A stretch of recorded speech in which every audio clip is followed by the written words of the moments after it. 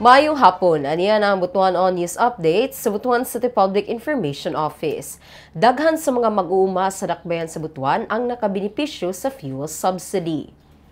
Kapin 5 kagatos nga rice farmers o fisher folks ang midawat og tag 3,000 pesos na kantidad sa fuel subsidy miaging semana nga gipahigayon sa DOP Building o City Agriculture and Veterinary Department, Barangay Tiniwisan. Card ang madawat sa mga benepisyaryo ug makuha kini sa piling gas station sa syudad.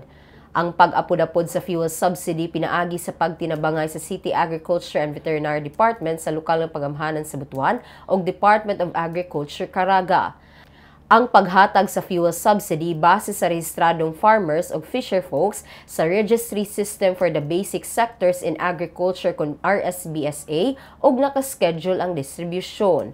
Sumala sa usa ka rice farmer sa Barangay Antungalon nga si Jean Langan-Langan, dako na kining tabang sa iyang panggasto sa pag-uma labi na karon nga taas ang presyo sa gas. So dako na kong pasalamat isip ko sa kamag-uuma sa Barangay Antungalon nga usa ko sa nakadawat sa maong murag subsidy sa fuel para sa pagpanguma.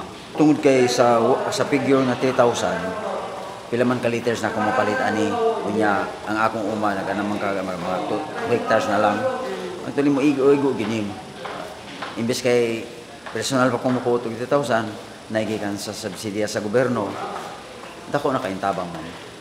Og mga kadto ang updates ning adlaw alang sa uban pang mga updates i-follow and like ang official Facebook page, TikTok, Instagram ug subscribe sa YouTube channel sa Butuan City Public Information Office. Ako si Michelle Hamudyong.